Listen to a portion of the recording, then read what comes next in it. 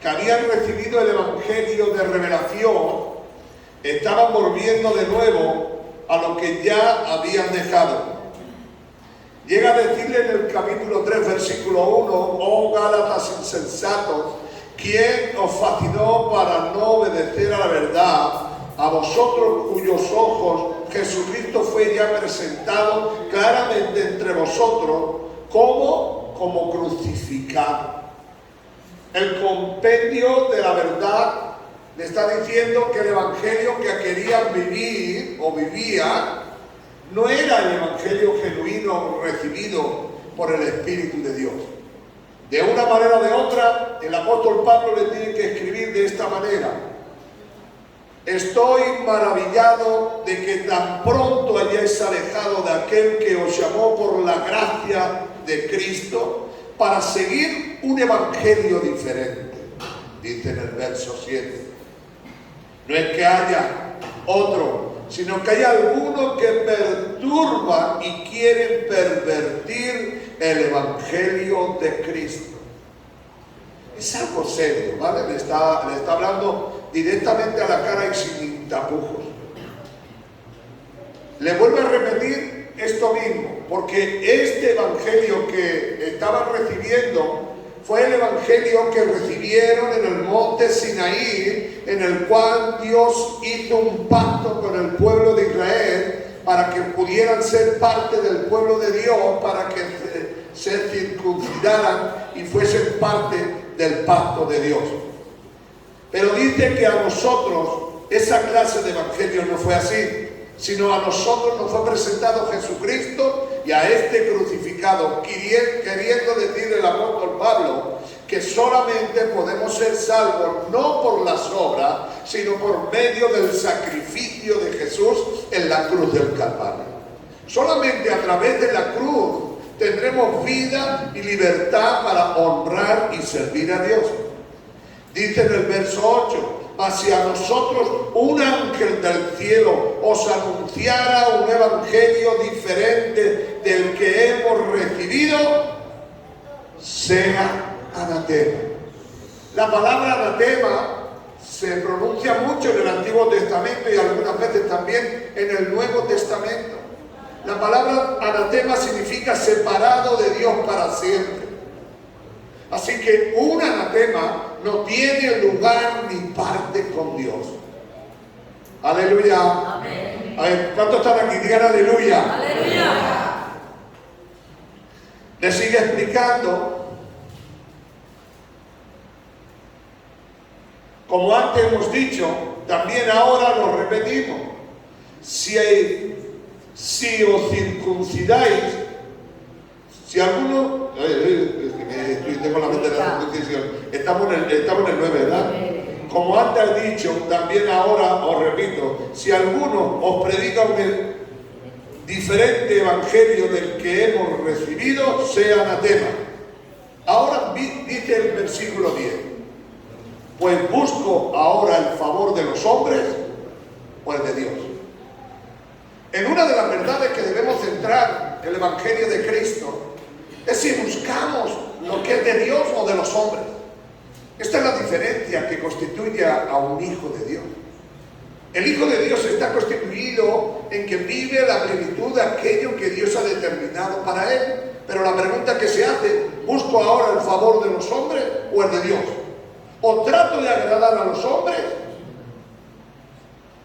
Y yo debo de preguntarme, y tú debes de preguntarte, ¿qué es lo que yo quiero? ¿Un evangelio conforme a los hombres? ¿Conforme a lo que está establecido en esta tierra? Las religiones de la tierra, y digo religiones para que queden patentes, los católicos, testigos de Jehová, mormones y los evangélicos, porque los evangélicos también se han constituido en una religión. Porque toda bendición que no se renueva se convierte en religión. Amén. Pero nosotros debemos de entender si realmente queremos esto o no queremos esto. El apóstol Pablo concluye en este lugar diciendo que si yo buscara la voluntad de los hombres o si yo tratara de agradar a los hombres, quedaría al margen Cristo, pues buscaría mi propio deseo. Cuando usted sigue leyendo esta carta, nos recuerda una verdad central que nos aparta. Esto que el apóstol Pablo estaba predicando se convirtió para el apóstol Pablo en un problema con aquella iglesia. Pues llega a decir en el capítulo 4, versículo 16, me he hecho pues vuestro enemigo por deciros la verdad. Cuando alguien dice la verdad se va a encontrar enemigos. ¿Sabéis por qué, hermanos? Porque la gente no quiere que le digan la verdad. La gente quiere que la maquille y le hagan disfraces. Pero la verdad es la única que te hace libre para ser un hijo de Dios. Porque si el Hijo de Dios os libertare, seréis verdaderamente libres. Y lo único que a ti y a mí nos hace libre es la verdad de Dios. No algo maquillado, no algo camuflado, es cara a cara, y cara a cara es así. No hay forma de agradar a Dios. Así que el apóstol Pablo se había convertido en uno de los enemigos de la iglesia de Éfeso. Una iglesia la cual él había formado, había predicado, había enseñado, había exhortado. Había llegado allí a causa de una enfermedad en los ojos, que esa enfermedad le produjo cuando Pablo iba a Damasco y le salió Cristo, le salieron como una caspa en los ojos, de tal manera que el apóstol Pablo apenas veía, estaba como ciego, se le llenaba todos los ojos de pus, y llegó a aquel pueblo de Éfeso para que le ayudaran, y aquella gente se había visto el dolor y el sufrimiento de Pablo, pero había cambiado la cosa, porque ya no querían la verdad, querían la mentira. ¿Por qué? Porque la verdad le hacía daño, la verdad le decía que tenían que luchar contra ellos. La verdad era tan sencilla como esta, como la que dijo nuestro amado Jesús, que dijo: si alguno quiere venir en pos de mí, niéguese a sí mismo todo, tome su cruz y sígame. Claro, qué difícil, hermano. Si dijera, coge el colchón y acuéstate, sería maravilloso. Pero le dije, coge tu cruz, niégate y sígueme. Está diciendo, muere a tus deseos, muere a tus pasiones y busca lo que Dios ha preparado para los que le aman. ¿Cuántos de aquí me gustaría que un día el Señor viniera por ellos? Amén. Pues esta es la palabra que tenemos que predicar. No podemos predicar otra palabra. Es la que Cristo enseñó, la que Cristo nos reveló. Porque el apóstol Pablo dice que no la recibió de hombre ni de varón, sino que fue una revelación que Dios le mostró a cómo vivir la vida cristiana. Ahora entramos en un pequeño conflicto, porque hay dos formas de vivir la vida cristiana. Y esas dos formas, solo una lleva vida y la otra lleva muerte. Alguien puede vivir la vida que quiera, pero una lleva vida y otra lleva muerte. Versículo 16, 5, 16. Dice, digo pues, andad en el Espíritu y no satisfagáis los deseos de la carne.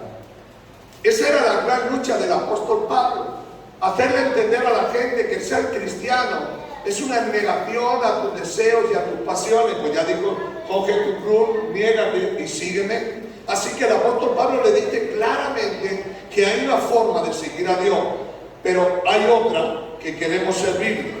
Digo pues, andar en el Espíritu y no satisfagáis los deseos de la carne. Porque los deseos de la carne es contra el Espíritu, y el Espíritu en contra de la carne. Y estos se oponen entre sí, para que no hagáis ¿el qué? Estos se oponen para que no hagáis lo que queréis. Porque normalmente lo que nosotros queremos va en contra de Dios. No es el plan y el propósito de Dios. No es la forma específica por Dios.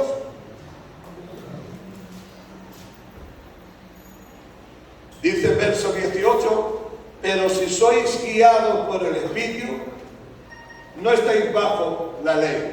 La ley significaba la esclavitud, porque la ley estaba hablando de cuando estaba Ismael e Isaac, que había nacido fuera del matrimonio y que era adulterio, y por causa de ese adulterio, pero lo que pasa es que había una ley en Israel que se podía hacer, bueno, una ley humana, que se podía tener otra mujer y podía tener hijos. Pero bueno, no voy a entrar en ese lugar. Pero nos dice que el que quiere volver a lo que está establecido en el mundo, es someterse de nuevo a la ley.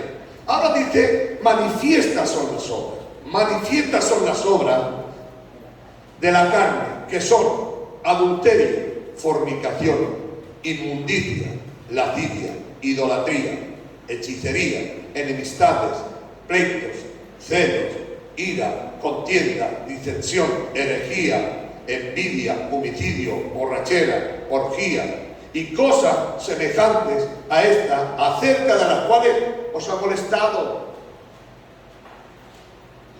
o amolesto, como en otro lo he dicho antes, que los que practican tales cosas no heredarán ¿qué? Es bíblico. Hay que tener algo claro en mi mente y en mi corazón. Si yo practico estas cosas, y eso es bueno que tú te examines y que yo me examine, si practicamos estas cosas no heredaremos el reino de Dios. El Señor le dijo al ladrón de la cruz, hoy estarás conmigo en mi reino, hoy estarás conmigo en el paraíso, hoy estarás tú y tendrás parte conmigo. Porque el ladrón le dijo una frase, acuérdate de mí cuando vengas en tu reino. El Señor ha dicho que si tú entiendes el plan y el propósito de Dios, tú tendrás parte con Dios y estarás en el reino de Dios. Oh, hermanos, si esto es fácil de entender y de comprender. Esto no es algo que tengas que estudiar geometría o tengas que estudiar algo de la galaxia. Simplemente es entender que los deseos de la carne van en contra del espíritu. Claro, eso lucha contra ti, porque van en contra de lo que tú quieres. Pero el Espíritu Santo nos revela que Él es autosuficiente para guiarnos hacia toda la verdad. Él tiene poder para que tú puedas resistir en el momento malo de la prueba y de la tentación.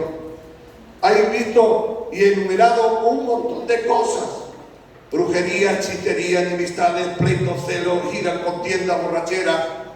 Todo esto, los que practican tales cosas, no heredarán el reino de Dios. Pero no voy a enfatizar esto porque pienso que nosotros lo tenemos claro. ¿Lo tenemos claro? Voy a repetirlo otra vez. ¿Tenemos claro que los que practican tales cosas no heredarán el reino de Dios?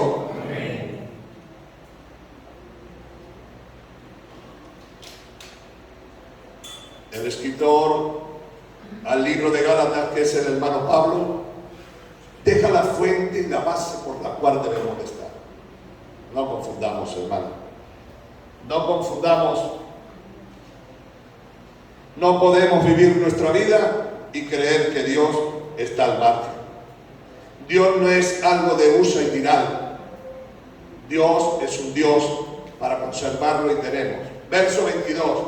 Mas el fruto del Espíritu es amor, gozo, paz, paciencia, benignidad, bondad, fe, mansedumbre, templanza. Ahora te dice algo que es muy importante. Contra tales cosas no hay ley. No hay. No hay. Quiero que entiendas de parte de Dios. ¿Entiendes lo que te estoy diciendo? Ser cristiano no es fácil, pero tampoco es imposible. Si os dais cuenta en estas cosas que hemos leído, tiene 9 cosas que nos hablan de los 9 caracteres de nuestro Cristo. Porque todos los que aquí estamos somos conscientes de que Dios es amor. Amén. No, parece que soy yo solo.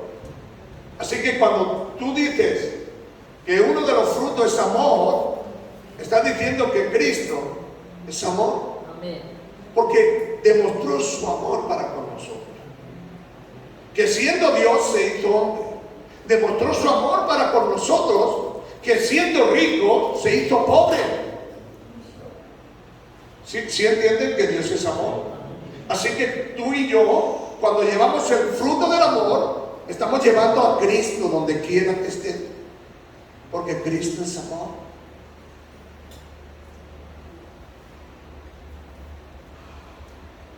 Dice que otra de las cosas que que los que viven en el Espíritu es que tienen gozo. El gozo del Señor es mi fuerza. Dios siempre estaba gozoso.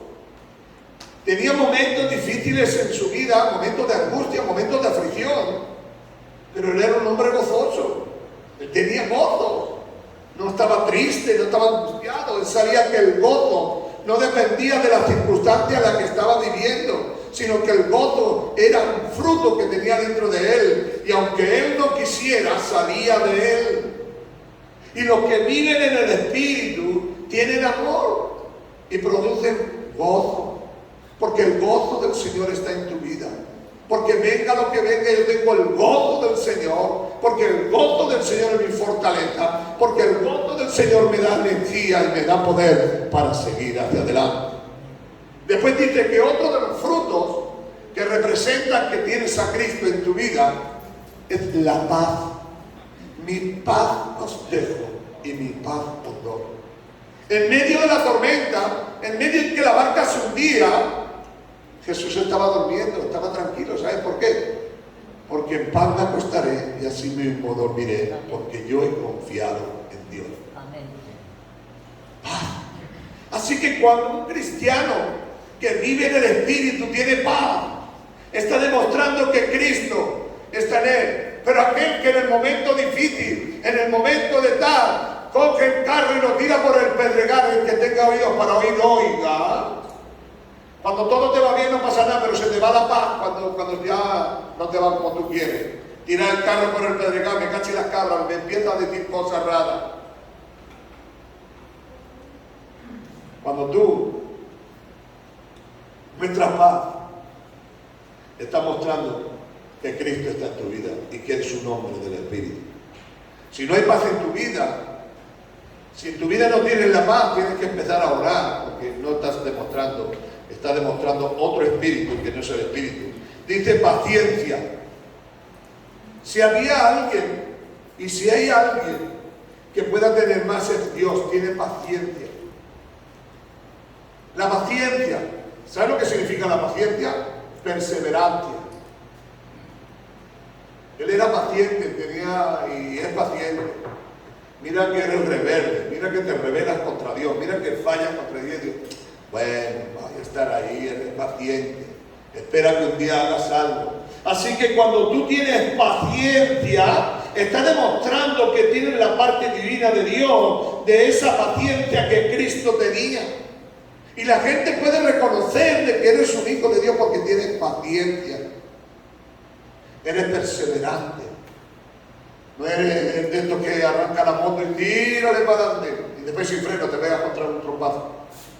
Paciencia, perseverancia, continuidad. En momentos difíciles, en momentos de la prueba, paciencia. La palabra benignidad la estuve buscando y dice más o menos, así que la busqué en el diccionario: ternura, compasión, persona que busca ayudar a los demás. Aleluya. Amén. Porque yo solamente decía benignidad, bueno, uno que bueno. No, había más cosas. Dice que es uno que es tierno, ternura. Cuando ve a alguien que tiene ternura hacia las cosas, que tiene compasión, una persona que busca el poder ayudar como sea a los demás. Esa es la persona que tiene esa habilidad. Y si había personas en la tierra, y si hay, en nuestro Dios. Tiernísimo. La Biblia dice que Jesús lloró. Lo dice una vez en la Biblia. ¿Sabes cuándo lloró? Cuando vio a Marta, cuando vio a María y cuando vio a Lázaro muerto. Se rompió por dentro. Era tierno. No le recordó todos los pecados que tenía aquel hombre, sino que era tierno. ¿Y cuál era la forma de poder hacerlo? Ayudando lo máximo posible a quien que pueda. Así que cuando tú eres tierno y tienes compasión y buscas ayudar a los demás, estás demostrando que tienes algo de Dios. Y es que vives en el Espíritu. Es que vives en el Espíritu. La ternura es de Dios. La compasión es de Dios.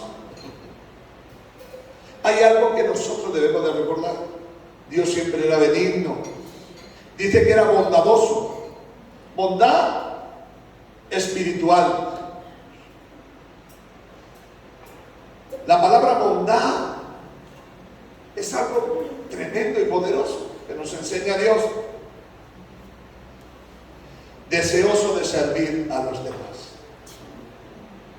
Tenemos que tener deseo de servir a los demás. Si vives en el Espíritu y eres un hombre del Espíritu, tendrás esa verdad. Dice que juntamente con la bondad hay una palabra que se llama fe. ¿Saben lo que significa fe? Todo el mundo lo sabe, ¿verdad? Amén. Creer en lo que no se ve. Amén. Pero es mucho más que eso. Fe es saber que Dios no te va a fallar. Fe es creer que Dios te va a liberar. Fe es creer que Dios va a estar contigo en el momento de la angustia, en el momento de la aflicción. Pregúntale al que está a tu lado, ¿tiene fe? Eso es de Dios.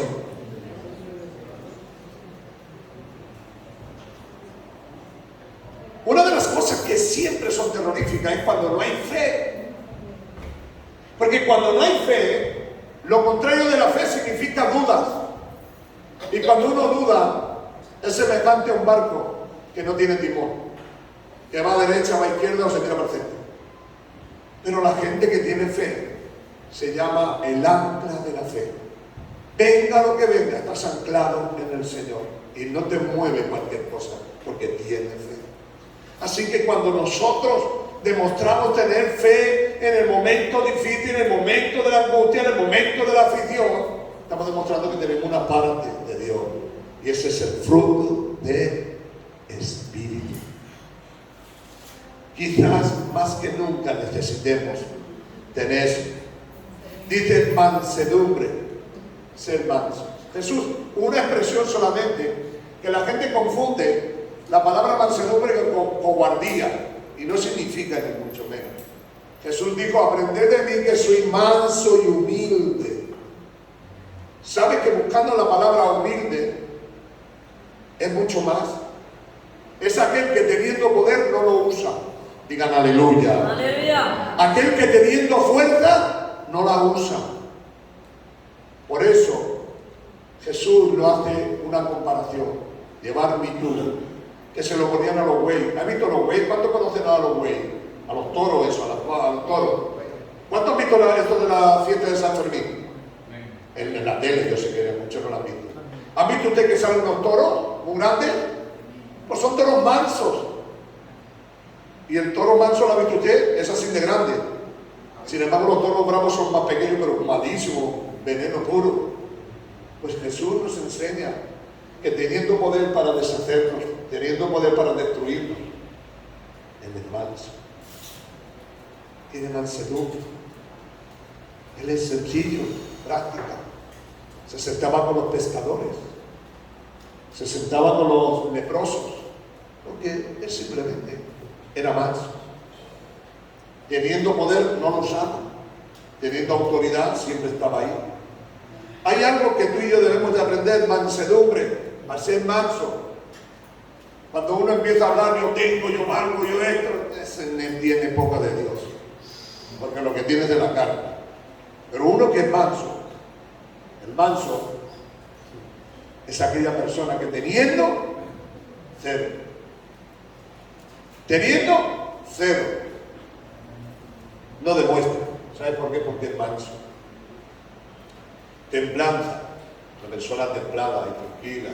Eso es como el acero, el acero templado, que la han golpeado, que la han dado fuerte, pero cuanto más le dan, más fuerte es. Cuanto más sufre, más firme está. Tenemos que ser templados, hermanos. Porque si hay algo, es el bronce templado. Cuando tú ves el bronce que lo tiembla, y lo tiemblan así, le dan por una campana y no se rasga. Sin embargo, mira, coge cualquier otro metal que no esté templado, verás tú lo que hace, se rompe. El hombre de Dios, la mujer de Dios, debe de estar ahí en su lugar. Ahí, templado, a golpes, a maltratado, pero en su lugar, sabiendo lo que quiere, sabiendo de quién es, sabiendo a quién sigue. Jesús era un personaje templado. Y dice el apóstol Pablo, contra tales cosas no hay ley. No se puede con esto, hermano. Cuando tú realmente eres así, no se puede contigo. Tú eres un hijo de Dios y vives en el Espíritu y caminas en el Espíritu. No satisfaces los deseos de la carne. Le vuelvo a repetir el apóstol Pablo en el capítulo 24 del que estamos leyendo, en el 5:24. Pero los que son de Cristo han crucificado la carne con sus pasiones y deseos. Si vivimos por el Espíritu, andemos también por el Espíritu. Es que es sencillo. Yo soy cristiano. Dice, pues demuestra lo que tienes paciencia. Yo soy cristiano. Demuestra lo que tienes amor. Yo soy cristiano. Demuestra lo que tienes paz. ¿Sí me entienden o no? Amén. Lo que está diciendo el apóstol Pablo en el 26 es lo que está recordándole. Dice, si vivimos por el Espíritu, andemos también por el Espíritu. Oh, tú no me puedes decir a mí que tú vives en el Espíritu cuando no andas en el Espíritu. Sí, yo creo en esto, pero no andas. Porque te altera, porque te salen de los carros, porque te bufa. No nos hagamos vanagloriosos, dice en el 26. Irritándonos los unos a los otros. Envidiándonos los unos a los otros. Hermanos, si alguno fuere sorprendido en alguna falta, vosotros que sois espirituales, restaurarle con amor, restaurarle con espíritu, con ese espíritu de mansedumbre. Consideraos a ti mismo, no sea que mañana tú también caigas la misma piedra. Aleluya. Amén. Consideremos, ¿no? Mañana podemos estar en la misma condición que otro. Alguien dijo, no sé si es una canción, si es un dicho, del árbol caído no hagas leña, porque mañana puede estar tú también caído. Cuando alguien cae y se tropieza, lo que tenemos que tratar, los que somos muy espirituales, ayudarle y a restaurarle. Pero nosotros no somos más buenos que Dios. Amén. No somos más buenos que Dios. Amén. El que es pecado, no se puede pasar la mano. Amén. Más buenos que Dios, nunca. Que algunos cristianos somos más buenos que Dios. Dios dice una cosa y dice, eso no es nada. No, si Dios dice que no, es que no. Ya, hombre, pero es que... No, Dios ha dicho que no, y tú y yo tenemos que decir no.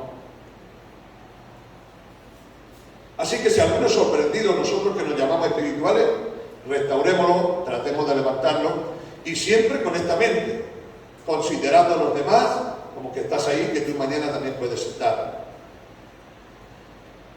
Sobrellevar los unos las cargas de los otros y cumplir así la ley de Cristo. Ahora, mirad lo que quiero llegar a concluir para no ser muy canso. Porque el que se cree ser algo, no siendo nada, ¿a quién engaña? El mismo. Se engaña a sí mismo. Amén. Él se cree que estaba engañando al otro. El que se cree, no siendo nada, no engaña a nadie, te engaña a ti mismo. Hay una cosa que se contaba cuando había hambre. La contaba a mi padre. No sé si era verdad o mentira, pero la contaba y a mí me hacía bastante gracia. Dice que en cierto lugar había cierta persona que no tenía ni siquiera para comer, pero que tenía una corteza de tocino y se la pasaba por los labios, se manchaba todo esto de aceite del tocino y tenía una peseta en perragordas y dice que iba así, sonando la moneda, y venía alguien y le decía, caballero, amigo, fulano, ¿quieres comer un poquito? Y dice, calla, mira, jamón he comido esta mañana y mira todo el dinero que tengo. Engañaba al vecino, se estaba engañando a sí mismo, hermano. Porque no hay cosa más tonta que engañarse a sí mismo. Llega un momento que te puedes creer tu propia mentira. Escúchame, hermano. Hay un momento que te puede engañar a ti mismo y tu propia mentira. Ahora dice el verso 4. Así que cada uno de nosotros sométase a prueba sus propias obras. Entonces tendrá motivo de qué gloriarse. Solo con respecto de qué. Esta palabra a mí me afectó y me hizo investigar un poco. Esta palabra quiere decir que no te puedes comparar con otros. Yo soy más espiritual que aquel, yo soy más espiritual que lo otro, porque yo hago esto, hago aquello, mi familia es así, mi familia es así. No. Cuando te compares, compárate a ti mismo. ¿Qué quiere decir esto? Dice, porque cuando te compares, párate y mírate realmente como tú eres. Esa es la palabra correcta. Así que tú no te puedes decir que eres más espiritual que Eusebio, ni Eusebio que tú, sino que Eusebio se tiene que mirar en sí mismo y decir, yo sé quién soy. Porque si hay alguien que conozca a Eusebio aparte de Dios, ¿quién es? El Eusebio. Así que tú no te puedes comparar con otro. Es que aquel es un tal, aquel es un cual. No, compárate a ti mismo. Esto es lo que Dios me dijo. Y no te compares con otro. ¿Por qué? Porque cada uno llevará su propia carga. Quiere decir que a mí Dios no me va a juzgar por lo que haga Franti. Ni a mí Dios me va a decir por lo que haga Franti. Dios me va a hacer por lo que yo haga y por lo que yo sea. Cada uno dará cuenta de sí mismo. Dice en el 7, y ya con esto concluimos, no engañéis, Dios no puede ser, pues todo lo que el hombre sembrare, eso también segará. Oiga, yo he plantado este año melones y quiero coger aguacates. Es imposible. Lo que tú siembres, vas a coger. Amén. Hay gente, a mí me gusta por ejemplo mucho el aguacate, ¿vale? Es un producto que me gusta mucho. Y los melones también. Pero no puedo engañar a las matas. Si yo planto melones, va a salir melón. Y si planto aguacate, no creo que vayan a salir. ¿Por qué? Ahora dice el 8. Atento, que con esto concluimos. Porque el que siembra para su carne, de la carne segará corrupción.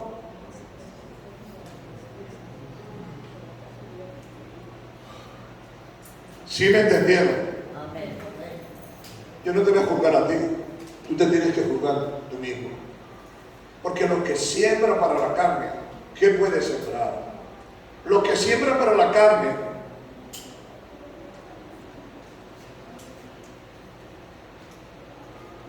porque los deseos de la carne es en contra del espíritu. Y manifiestas son las obras de la carne, que son adulterio, fornicación, inmundicia, lascivia, idolatría, hechicería, enemistades, pleito, celo, ira, contienda, disensión, herejía, envidia, homicidio, borrachera, orgía. ¿Qué vas a recoger de eso? Corrupción, si todo eso es pecado, si todo eso es maldad. Uno se emborracha. Así, yo soy el más valiente, le parten la boca en 2 segundos. Está borracho y le parte la boca. No que nada, sembrado valentía y te han pegado matazos por todas partes. Es normal.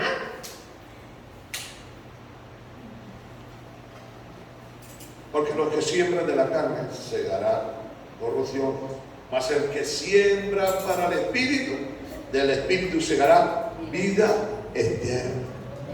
Así que hay 2 formas de vivir, pero solo una suma vida eterna, la otra corrupción y muerte.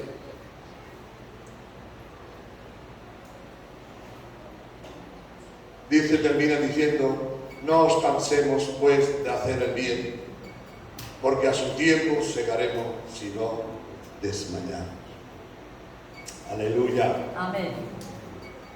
Ojalá, y eso lo digo con una frase rotunda, ojalá, porque ¿os acordáis en el libro de Apocalipsis que sale esa palabra y la dice nada menos?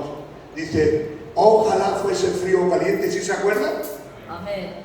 Pero en sí, ¿qué quiere decir la palabra ojalá? Pues en la Biblia ojalá es el deseo de mi corazón sería. Esa es la palabra ojalá. La estuve buscando en el griego y decía, ojalá significa el deseo de mi corazón sería que te fuera bien, que funcionara. Ese es el deseo que nosotros te damos en esta tarde. Ojalá. Ojalá, el deseo de mi corazón, que entienda que la gente vea a Cristo en ti. ¿Cuándo? Cuando tienen los frutos del Espíritu: paz, gozo, benignidad, mansedumbre, templanza, todas estas cosas. En eso manifiestas a Cristo. Cierra tus ojos conmigo y pídele a Dios: Dios, tu palabra ha sido predicada. Quizás en esta noche yo, como Pablo, me puedo sentir que me he echado a un enemigo por decir la verdad, pero no pasa nada. Tú estás aquí para sanar y restaurar. Señor, apártanos de toda obra de la carne, porque el final de ella es corrupción y muerte. Ayúdanos a vivir en el Espíritu para que tengamos vida y vida en abundancia. Gracias por tu palabra, en el nombre poderoso de Jesús. Amén.